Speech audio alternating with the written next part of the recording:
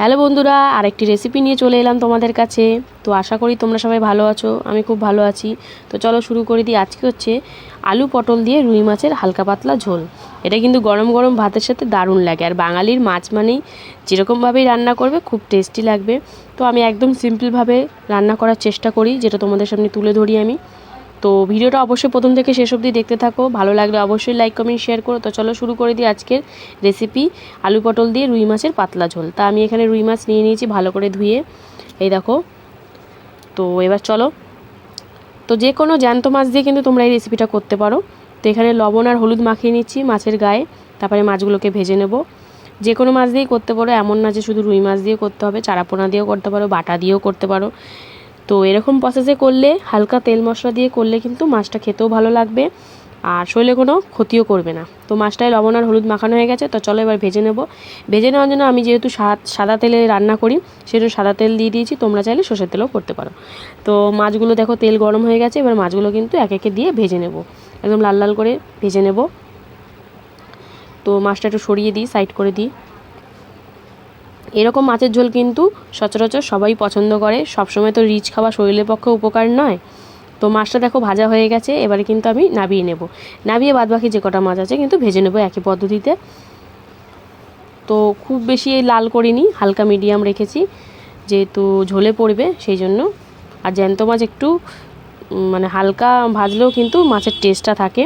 তো বাদবাকি মাছগুলো ভেজে নিয়েছি। তো ওই তেলের মধ্যে এবারে কিন্তু আমি পটলগুলো ভেজে নেব। পটলগুলো দেখো কিভাবে কেটে নিয়েছি আমি, একটু একটু খোলা ছাড়িয়ে। তো চলো পটলগুলো ভেজে নিচ্ছি। পটলগুলো একটু লাল লাল করে ভেজে নিতে হবে। এই আলু পটল দিয়ে মাছের ঝোল কিন্তু দুর্দান্ত লাগে।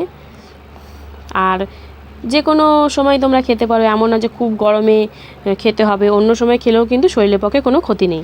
তো পটলগুলো ভাজা হয়ে গেছে, এবার আমি নাবিয়ে নেব। দেখো বেশ লাল লাল করে ভেজে নিয়েছি কিন্তু, এবার নাবিয়ে নেব। আর যেহেতু পটল ভেজেছি সেই জন্য মাছের তেলটা, মানে মাছের তেল ভেজেছি, পটল ভেজেছি, তেলটা একটু কালো কালো হয়ে গেছে। তো ক্ষতি নেই, আমি যেহেতু মাছের তেল মাছেই রান্না করব, তাই জন্য কোনো অসুবিধা নেই। তো ওই তেলের মধ্যে এবার আলুগুলো লম্বা লম্বা করে কেটে রেখেছিলাম, তো সেগুলো দিয়ে দিলাম। আলুটা একটু লাল লাল করে ভেজে নেব। এই দেখো আলুটা কিন্তু লাল লাল করে ভাজা হয়ে গেছে, এবারে আলুটাকে নাবিয়ে দেব। তো চলো নাবিয়ে নিচ্ছি আলুটাকে। এবারে তেলের মধ্যে দিয়ে দেব আর একটু সামান্য তেল, তেলটা একটু কম কম লাগছে। তারপরে দিয়ে দেবো সাদা গোটা জিরে, জিরেটা ভাজা ভাজা হয়ে গেছে। এবারে আমি এতে দিয়ে দেব পেঁয়াজ কুচি, লম্বা লম্বা করে কেটে রাখা পেঁয়াজ, যেটা আমি একদম ঝিরিঝিরি করে কেটে নিয়েছি, একটা মিডিয়াম সাইজের পেঁয়াজ। তো সেটা দিয়ে এবার কিন্তু ভালো করে নাড়াচাড়া করে নিচ্ছি। তো পেঁয়াজটা একটু ভাজা হতে দেব, হালকা পেঁয়াজের যে কালারটা চেঞ্জ হওয়া অবধি। আর পেঁয়াজটা যাতে একটু নরম হয় হালকা, সেই জন্য কিছুক্ষণ ভেজে নেব।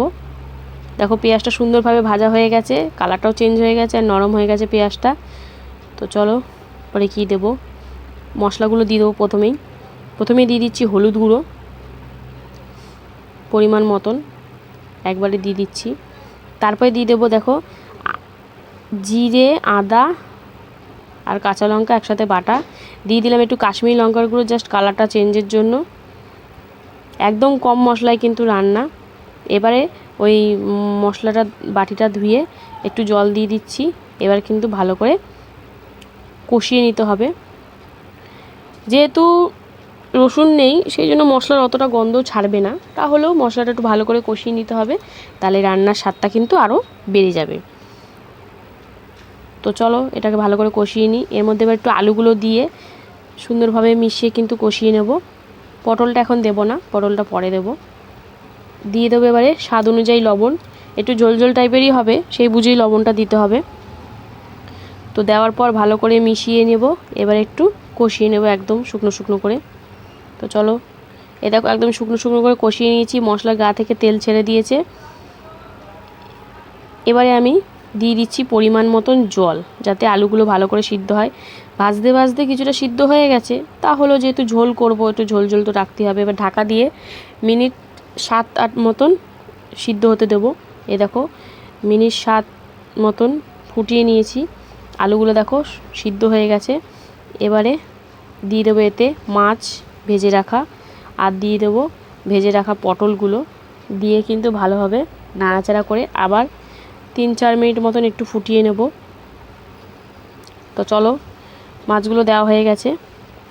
এবারে আমি এতে ভেজে রাখা পটলগুলো দিয়ে দিলাম। পটলগুলো আগে দিলে পটলের একদম গলে পাক হয়ে যেত, সেই জন্য পটলগুলো লাস্টে দিলাম। তো দেখো মিনিট 5 মতন ফুটিয়ে নিলাম। এবারে কিন্তু আমার তরকারি একদম রেডি। লাস্টে একটু ধনেপাতা দিয়ে দেবো, যাতে রান্নার স্বাদটা আরও বাড়িয়ে তোলে। তো ধনেপাতা দিয়ে ভালো করে মিশিয়ে নিচ্ছি। এটা গরম গরম ভাতের সাথে কিন্তু দারুণ লাগবে খেতে।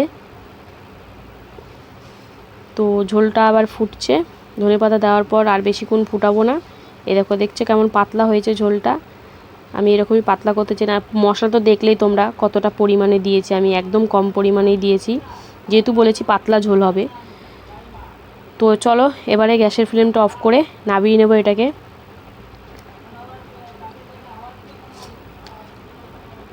তো চলো গ্যাসের ফ্লেমটা অফ করে নামিয়ে নিই। এ দেখো হয়ে গেছে আমাদের আলু পটল দিয়ে রুই মাছের পাতলা ঝোল। এটা গরম ভাতের সাথে দারুণ লাগবে খেতে, আর যে কোনো মানুষই খেতে পারবে। যদি তোমরা কেউ কাশ্মীরি লঙ্কার গুঁড়োটা অ্যাভয়েড করতে চাও তো না দিতে পারো। ভিডিও যদি ভালো লাগে তো অবশ্যই লাইক কমেন্ট শেয়ার করবে। আর এরকম নতুন নতুন ভিডিও পেতে অবশ্যই আমার পাশে থেকো।